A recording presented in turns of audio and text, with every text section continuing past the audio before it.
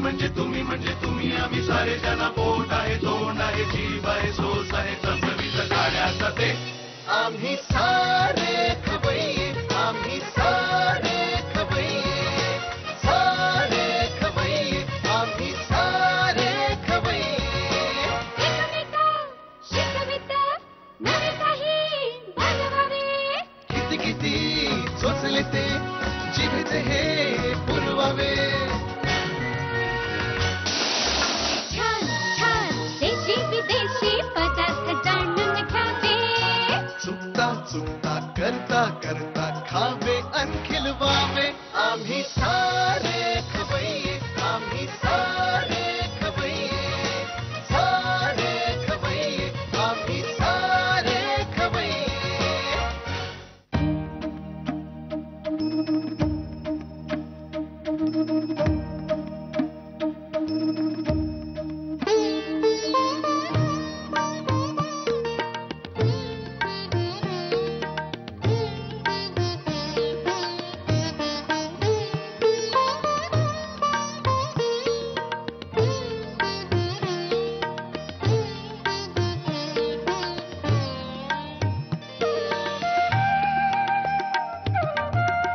बादशाह मसाला प्रस्तुत आम्ही सारे खवय्ये कोकणी महोत्सवाच्या आजच्या भागात मी सुजाता जोशी तुमचं सगळ्यांचं मनापासून स्वागत करते. देऊळ, जत्रा, फणस, आंब्याच्या बागा, सुपारीच्या बागा ह्या सगळ्या गोष्टी एकाच जन्मात पाहायला मिळायच्या असतील तर त्यासाठी काही ना काहीतरी पुण्य करावंच लागतं. पण ह्या सगळ्या गोष्टी ह्या कोकण दौऱ्यात आपल्याला बघायला मिळणार आहेत. आणि आज आपण आलोय पावसमध्ये. पावसमधलं सगळ्यात महत्त्वाचं ठिकाण म्हणजे स्वामी स्वरूपानंद यांचा मठ. तर आज आपण मठात आधी दर्शन घेणार आहोत आणि त्यानंतर महाप्रसादाची कृती बघणार आहोत आणि त्यानंतर आपण जाणार आहोत आपल्या आजच्या खवय्यांच्या घरी, सौ शीतल सामंत आणि त्यांचे मिस्टर हरीश सामंत. नमस्कार. आम्ही सारे खवय्येमध्ये तुमचं स्वागत. आपण दर्शन घेऊया सगळ्यात आधी.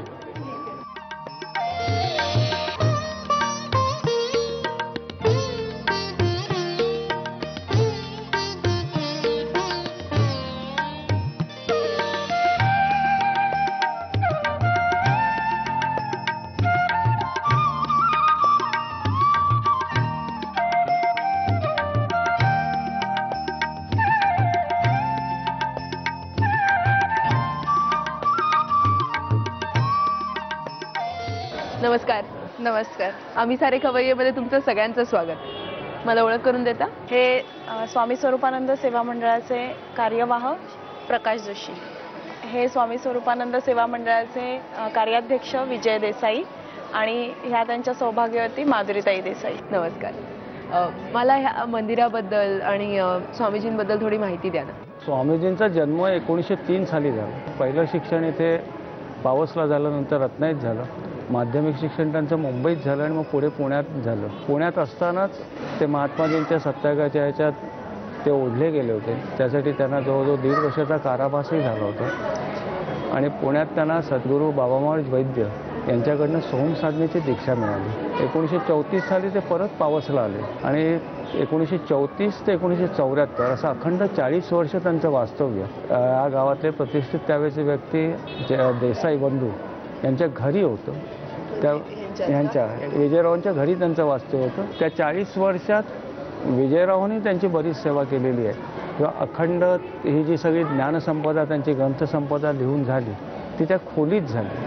मूळ ज्ञानेश्वरी जी आहे प्राकृत मराठीत आहे. ते आत्ताच्या वेळेला आपल्याला त्याचा अर्थबोध होत नाही म्हटलं तर. आपल्याला समजेल अशी लिहिणं हे त्यांचं मूळ कार्य. हे 1960 साली त्यांच्या ज्ञानेश्वरी पहिल्यांदा प्रकाशित झाली. त्यानंतर इतरही ग्रंथसंपदा त्याच खोलीत बसून त्यांची लिहून संपूर्ण झाली. सगळी प्रकाशनही त्या व्यतिरिक्त झाली. मला स्वामीजींबद्दल थोडी माहिती द्या ना. स्वामी 34 साली आले तेव्हा आमच्या आजोबांनी त्यांना आणलं तिथे. नंतर माझे काका बाबा देसाई आणि माझ्या वडिलांनी त्यांची सेवा केली तेव्हा तिथे. नंतर 67 साली ट्रस्ट स्थापन झाला. त्या ट्रस्टच्या पूर्वी जे कोणी यायचं ते आमच्याकडेच राहायला असायचे किंवा तिथे. नंतर मग स्वरूपाश्रम बांधला गेला. त्याच्यानंतर स्वामींनी 74 साली देह ठेवला. तर ते देह ठेवल्यानंतर त्यांनी इथे त्यांच्या जन्मघराच्या बाजूलाच इथे माझं मंदिर समाधी मंदिर तुम्हाला होईल तसं बांधा म्हणून सांगितलं होतं. त्याप्रमाणे इथे 74 ते 78 या 3 वर्षात सगळ्या सेवा मंडळांच्या ट्रस्टने हे समाधी मंदिर बांधून पुरं केलं. त्या स्वामी सेवा म्हणजे भक्तांची सेवा असं ट्रस्टने आपलं ध्येय ठरवलं आणि त्याप्रमाणे त्यांनी भक्तांना सुविधा देणं सुरू केलं. त्याप्रमाणे 10च्या आरतीनंतर शिऱ्याचा प्रसाद, 12च्या आरतीनंतर खिचडीचा प्रसाद आणि रात्री सगळ्यांना जेवण हे असं. आणि भक्तांसाठी आणि काय काय सोय असते इथे? भक्तांना इथे भक्त निवास बांधलेले आहेत. त्या 60 रूम्स आहेत आमच्या. तिथे मोफत सगळ्यांना राहण्याची सोय असते. त्याबद्दल या परिसरातील गरिबांसाठी मोफत वैद्यकीय सेवा पुरवली जाते. त्याचबरोबर स्वरूपाश्रममध्ये इथल्या आसपासच्या ज्या महिला आहेत त्यांच्या सबलीकरणासाठी भरतकाम, विणणकाम, शिवणकाम याचे वर्गही चालवले जातात. त्यांना मोफत शिक्षण तिथे दिलं जातं. संपूर्ण स्वतःच्या पायावर उभ्या राहतात. असतात. मग आज आपण महाप्रसादाची रेसिपी बघणार आहोत ना, तर ते तुम्ही मला सांगणार आहात ना कशी करतात ती?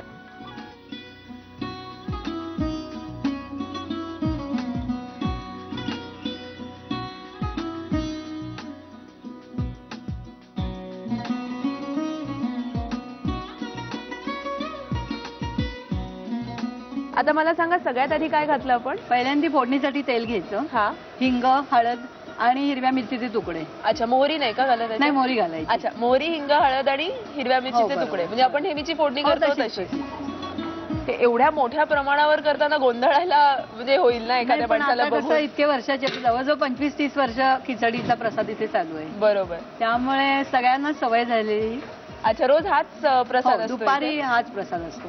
आणि इथल्या उत्सवाला काही वेगळा असतो का? नाही, उत्सवाला सगळे येतील तेवढी लोकांना जेवणाचा प्रसाद असतो. साधारण किती असतात माणसं तरी उत्सवात? 25 ते 30,000 लोक असतात. बापरे. आणि एवढ्या सगळ्यांचा प्रसाद इथे केला जातो? हो हो. आणि अतिशय सुंदर पद्धतीने, कुठेही गोंधळ नाही, गडबड नाही. खूप छान Organized पद्धत. एकदम. हो, अगदी अगदी. ते पण एवढं परफेक्ट प्रमाणात सगळं हो, हो. आत घालतायत. म्हणजे मला बघताना पटकन कळत नाहीये किती आहे काय आहे. आता हे परतून घ्यायचंय ना? हो, परतू डाळ आणि तांदूळ, मुगाची डाळ आणि ओके. तांदूळ. आम्ही हे मुगाची डाळ आणि तांदूळ परतून घेतो. आता महाप्रसादाची पुढची कृती बघूया.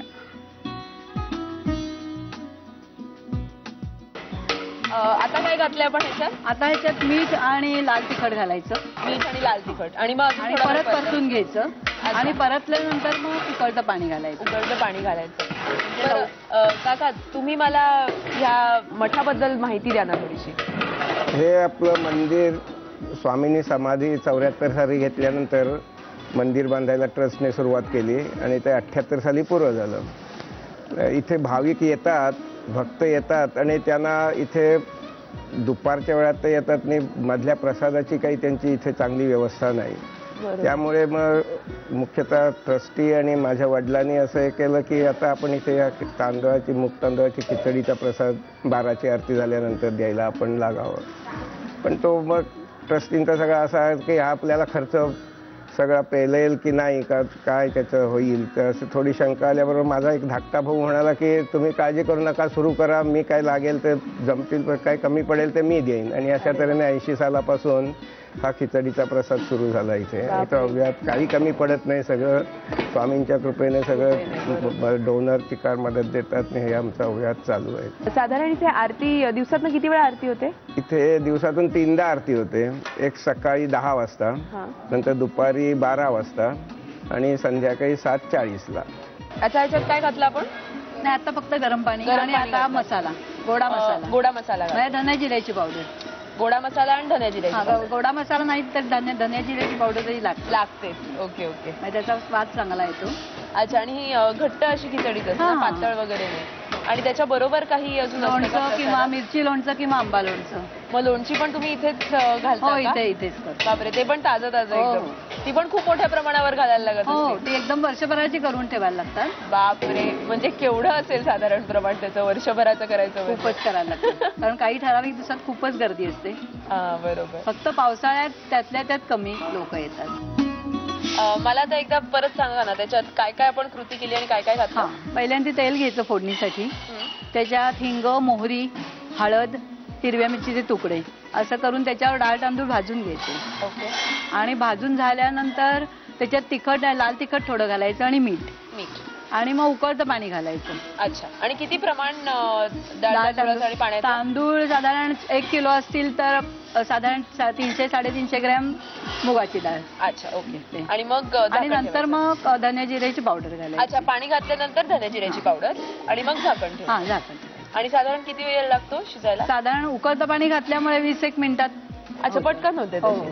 आणि इथे वाढला कसा जातो? कुठल्या पद्धतीने प्रसाद सगळ्यांना वाटला जातो? इथे दुपारी 12ची आरती झाल्यानंतर स्टीलच्या डिशमध्ये लोणचं, खिचडी, चमचा असं घालून व्यवस्थित तिथे बाहेर एक एक दिलं जातं. छान छान. आता झाकण काढलं की आपला महाप्रसाद तयार. बरोबर. आपला महाप्रसाद तयार होतच आलाय. तोपर्यंत तुम्ही पटापट साहित्य आणि कृती लिहून घ्या. स्वामी स्वरूपानंद मठाचा महाप्रसाद बनवण्यासाठी लागणारं साहित्य: तांदूळ, मुगाची डाळ, धणेजिरे पूड, मीठ, हळद, हिंग, मोहरी, हिरव्या मिरच्यांचे तुकडे आणि लाल तिखट. कृती: प्रथम एका मोठ्या भांड्यामध्ये तेल गरम करून त्यामध्ये मोहरी, हळद, हिंग आणि हिरव्या मिरच्यांचे तुकडे परतून घ्यावेत. त्यामध्ये मुगाची डाळ, तांदूळ, लाल तिखट, मीठ, उकळवलेलं पाणी आणि धणेजिरे पूड घालून मिश्रण शिजवून घ्यावं. मिश्रण शिजल्यावर प्रसाद द्यावा. खरंच माझं खूप छान इथे दर्शन झालं तुमच्यामुळे. आणि खरं सांगायचं तर ह्या मंदिरात आल्यानंतर एक शांतता मिळते मनाला. आणि तुमचं सगळं इथे किती ऑर्गनाइज्ड आहे ह्याच्याबद्दल कौतुक करावं तेवढं कमी आहे. खूप छान वाटलं मला इथे येऊन. आणि महाप्रसादाची पण तुम्ही मला रेसिपी बघून दिलीत, शिकवलीत, त्याबद्दल तुमचे मनापासून आभार माझ्याकडून आणि झी मराठी आणि आम्ही सारे खवय्येच्या संपूर्ण टीमकडून. आणि ही एक छोटीशी भेटवस्तू तुमच्यासाठी. थँक्यू. तुम्हाला आवडलं, समाधान झालं आम्हाला सगळं. थँक्यू. आणि आता आपण पुढे काय करणार आहोत? तुमच्या घरी कुठली रेसिपी करणार आहोत? आमच्या घरी गोळ्याची आमटी. गोळ्याची आमटी ती इथली कोकणातली खास डिश आहे का? खास डिश. क्या बात आहे. मग आता आपण जाऊया तुमच्या घरी. नक्की, चला. आपण कुठली रेसिपी करणार आहोत? आपण आज गोळ्याची आमटी करणार आहोत. गोळ्याची आमटी. मग मला त्याचं साहित्य सांगाल?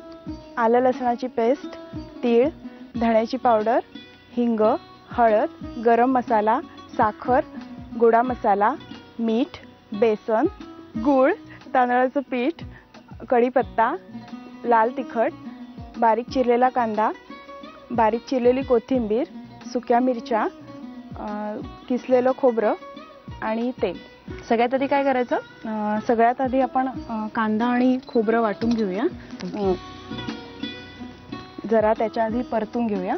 तर थोडं तेल घालू, त्यानंतर थोडा कांदा,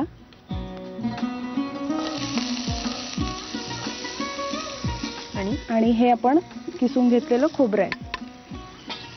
सुकं खोबरं आहे का ते? सुकं खोबरं आहे. तर नेहमीच आपण कांदा आणि हे खोबऱ्याचं जे वाटण करतो ना, तर तसं आपण थोडं परतून घेऊया. अच्छा, लालसर होईपर्यंत. हा इथला खास पदार्थ आहे का या खास पदार्थ आहे? तर हे आता लालसर होत आलंय. मला वाटतं आता आपण धण्याची पावडर घालू.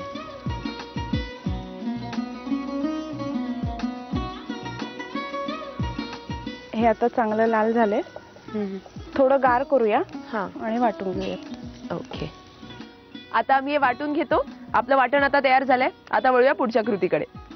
तर आता काय करणार? आता आपण गोळ्याची कृती करून घेऊया, म्हणजे गोळे बनवून घेऊया. तोपर्यंत हे राहू दे. पहिला आपण कांदा घेऊया. सगळाच लागेल जवळजवळ 1 वाटी. 1 वाटी कांदा. गरम मसाला, हळद घालूया, धण्याची पावडर आहे, आलं लसूण पेस्ट आहे, चवीला साखर आणि मीठ, लाल तिखट.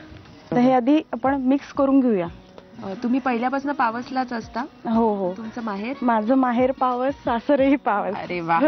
नशीब लागतं असंच व्हायला. हो, नक्कीच. पण अगदी हाकेच्या अंतरावर. नक्कीच. मग तुम्ही काय करता?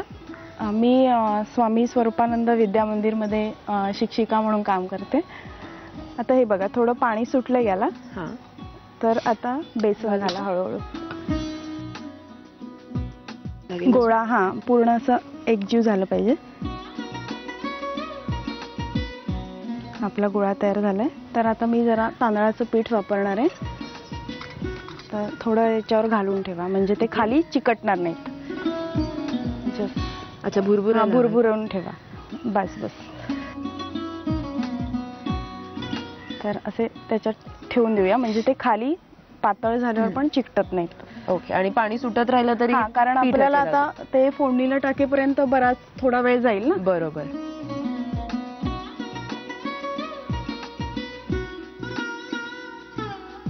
आता आपण पुढे काय करणार? आता आपण फोडणीची तयारी करूया. आता हे भांड आपण या चुलीवर ठेवलंय. आता आपण तेल घालूया. तेल जरा जास्त घालूया, म्हणजे वरती असा एक रंग येईल.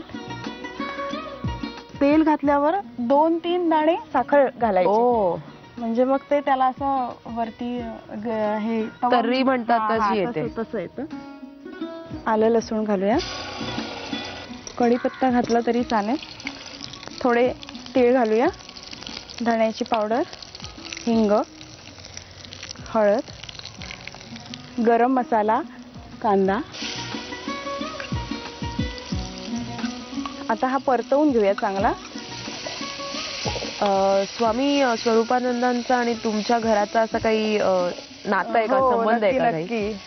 त्या बाबतीत मी स्वतःला खरंच खूप भाग्यवान समजते. अध्यात्माची गंगा जर सुरू होत असेल तर स्वरूपानंदांपासून, आणि ज्ञानाची नर्मदा जर सुरू होत असेल तर आमच्या घरापासून. अरे वा. कारण 1954 साली गावात काहीही नसताना माझे आजी सासरे कैलासवासी तात्या सामंत यांनी 18 मुलांना घेऊन आमच्या जुन्या घरी शाळा चालू केली. अरे वा. आणि आता आपण जिथे ही रेसिपी करतोय, हे घर जे आहे ना, तर इथे त्या गरीब मुलांना सगळ्यांना हॉस्टेल घरामध्येच अरे वा करून घेतलं. आणि आजच्या काळात सुद्धा असे आम्हाला अनुभव येतात की त्या काळात शिकलेली माणसं दारावरून जाताना अंगणातली गुपचूप माती सुद्धा घेऊन जातात त्यांची आठवण म्हणून. तर ते आहे. आणि आता आमची शाळा जी उभी राहिली आहे त्याची कोनशिला स्वरूपानंदांनी बसवली. आणि शाळेसाठी एक प्रार्थना लिहिली. दाविते ज्ञान भानुते अज्ञान तमनाशिते सुख शाश्वत जी देते ती विद्या मिळू इथे, अशी छान प्रार्थना रचले. सुंदर. तर आता हे आपलं तयार झालंय. परतून तयार झालंय परत ह्या विषयावर. हो नक्की. तर मसाला घालूया. तो उशिरा घातला नाही तर तो जळतो. लाल तिखटच आहे. लाल तिखट घातलंय. आता पाणी घालूया. बऱ्यापैकी पाणी घालायचं. आता हे थोडं गरम झालं की हळूहळू ह्याच्यामध्ये आपण गोळे सोडायचे. आता हे गोळे सोडल्यानंतर ते खाली बसतील. अच्छा.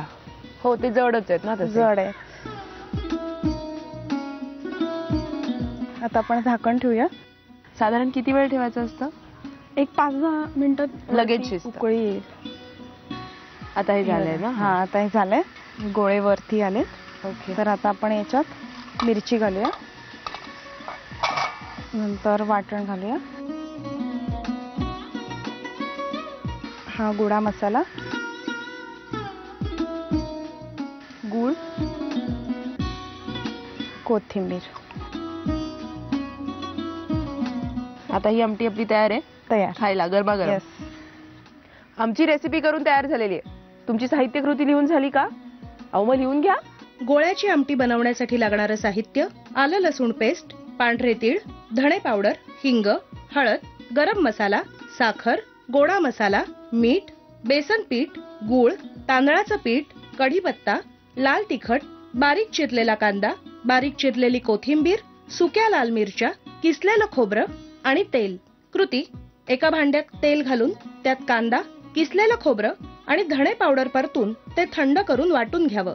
एका भांड्यात कांदा, गरम मसाला, हळद, धणे पावडर, आलं लसूण पेस्ट, साखर, मीठ, लाल तिखट आणि बेसन पीठ घालून एकजीव करून घ्यावं आणि त्याचे छोटे छोटे गोळे करून घ्यावेत. एका प्लेटमध्ये तांदूळाचं पीठ पसरवून त्यात हे गोळे ठेवावेत.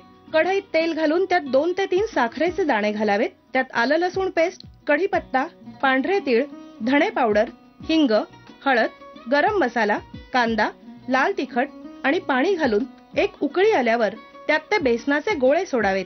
त्यामध्ये लाल सुकी मिरची, वाटण, गोडा मसाला, गूळ आणि कोथिंबीर घालून शिजवून सर्व्ह करावं. आपली गोळ्याची आमटी तयार झाली आहे आणि ती मस्त अशी गरम गरम माझ्या समोर ठेवली आहे, म्हणून मी ती लगेच टेस्ट करून बघणार आहे.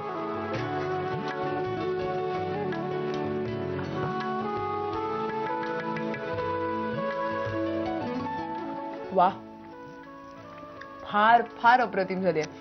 तिखटपणा पण परफेक्ट लागलाय आणि चव फार छान आहे. आम्ही सारे खवय्ये आणि झी मराठीच्या संपूर्ण टीम कडून तुमचे आभार. तुम्ही आम्हाला इथे बोलवलं, एवढी छान डिश आम्हाला करून दाखवलीत आणि स्वरूपानंदांच्या मठात आम्हाला दर्शन मिळवून दिलं त्याबद्दल. आणि ही एक छोटीशी भेटवस्तू आमच्याकडे. थँक्यू.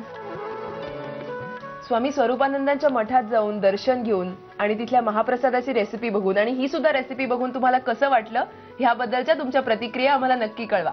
आणि हो, तुमच्या छान छान रेसिपी सुद्धा आमच्यापर्यंत पोहोचवा आणि त्यासाठी आमचा पत्ता लिहून घ्या. आम्ही सारे खवय्ये, Zee Marathi, post bag number 1, Andheri पूर्व, मुंबई 99, भारत TVC, झी मराठी @znetwork.com. आजचा भाग इथेच संपलाय. पुन्हा भेटूया पुढच्या भागात.